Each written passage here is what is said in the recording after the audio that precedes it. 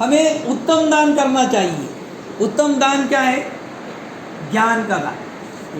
भगवान बुद्ध कहते हैं सब दानम धम्म दानम जिनंतु। सब दान में श्रेष्ठ दान क्या है?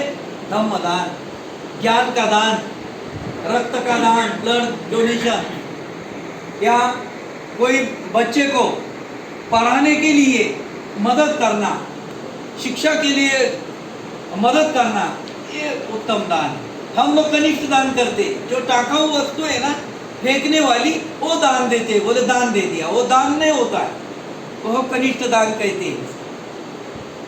तो राजा ने 500 शाल अपने परिवार में बांट दिया और दूसरे दिन ऐसा लगा उसको ये सभी महिलाएं शाल परिधान करके आएगी दरबार। कोई भी महिला ने शाल परिधान नहीं किया। राजा को आश्चर्य हुआ। राजा ने पूछा महारानी को कि आपको शाल अच्छा नहीं लगा क्या? बोले महाराज बहुत अच्छा लगा और इसके लिए मैंने बनते आनंद को दान दिया। बोले अच्छी बात। दूसरी रानी को पूछा, उसने वही उत्तर दिया कि बनते आनंद को दान दिया। 500 महिलाओं ने वो अपनी शाल बनते आनंद को दान की। उस समय पे 3 ही चीवर रखने का अधिकार था संघ को। महाराज को लगा, उदयन राजा को लगा, अरे बनते क्या दुकान डालने वाले क्या है, धंधा करने वाले क्या? तो गए भगवान बुद्ध के पास, वंदन किया, प्रदक्षिणा की, पंचांग प्रणाम किया। क्वेश्चन पूछने का एक समय रहता है, क्वेश्चन पूछने का एक समय रहता है। बाजू में बैठे और पूछा, बनते आप हमारे स्त्री परिवार को पढ़ाने के लिए जाते हैं तो बराबर तो पढ़ते हैं ना? हो महाराज बराबर पढ़ते हैं। खाली पढ़ते ही है क्या, कभी दान वगैरह करते हैं क्या? बोले महाराज हाँ दान करते हैं। कभी कल ही देखो सभी महिला ने मुझे एक एक शाल लाए। राजा ने पूछा, बनते इतनी 500 शाल का आप क्या करोगे? बोले महाराज जिस बंते जी को चिवर नहीं है, जिनका चिवर फटा हुआ है, उनको वो शाल दे देंगे चिवर तरीके से। अच्छा, जिनके चिवर निकलेंगे उसका क्या करोगे? उसका संगाजी बनाओगे। संगाजी निकलेगी उसका क्या करोगे? उसका अंतर्वस्त्र बनाऊंगा। जो अंतर्वस्त्र निकलेंगे उसका क्या करोगे? उसका हाथ रुमाल बनाऊंगा। जो हाथ रुमाल निकलेंगे उसका क्या करोगे?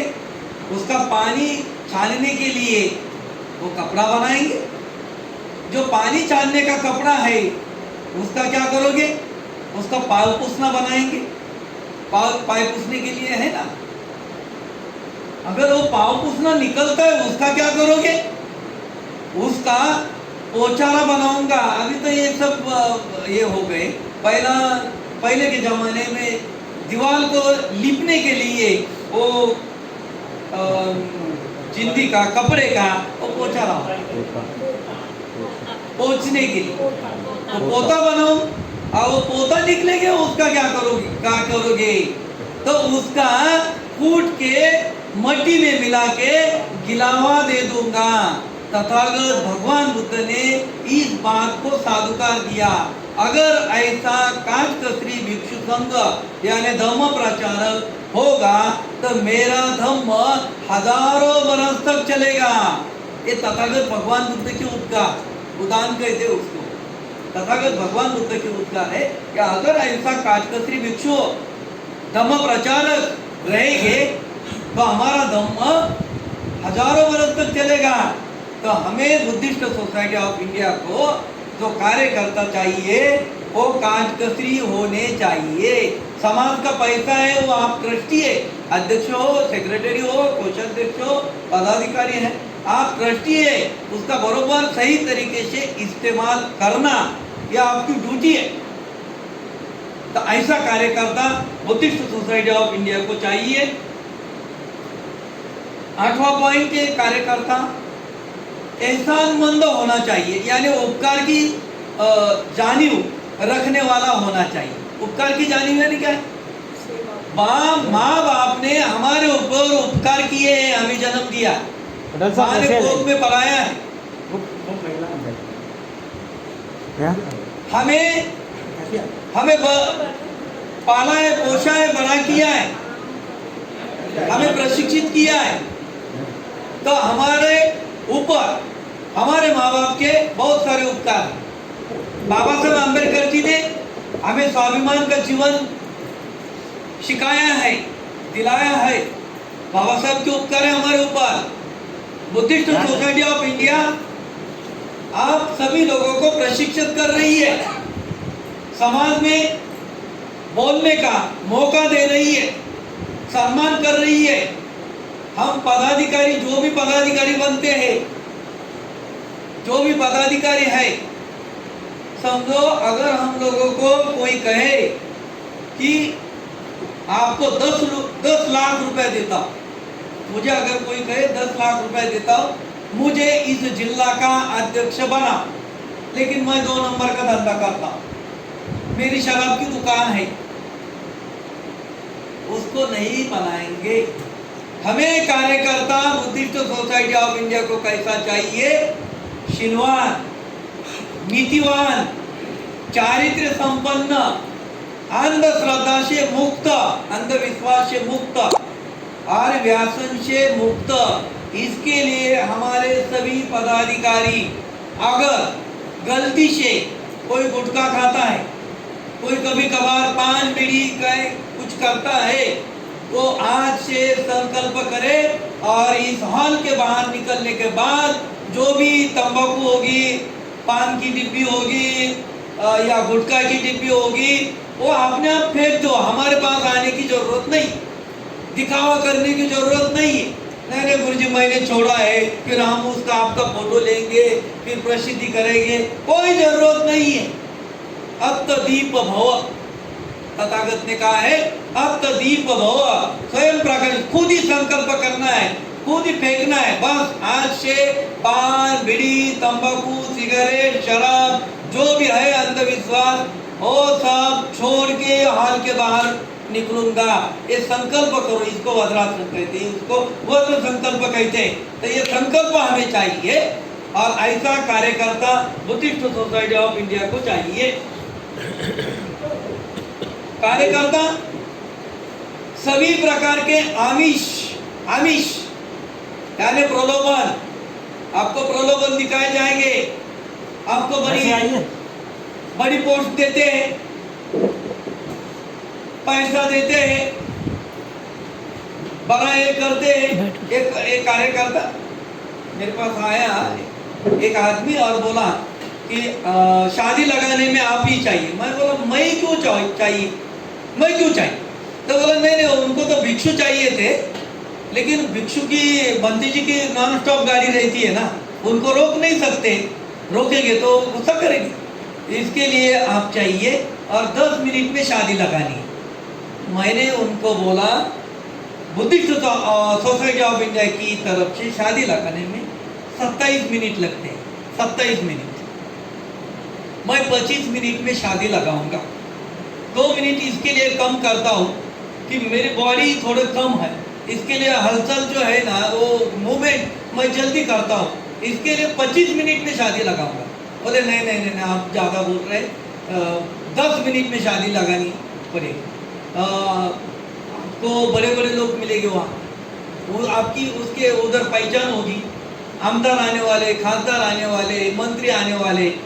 मैं बोला अभी आधा घंटा लगेगा, अभी आधा घंटा लगेगा। बोले ऐसा क्यों बोल रहे?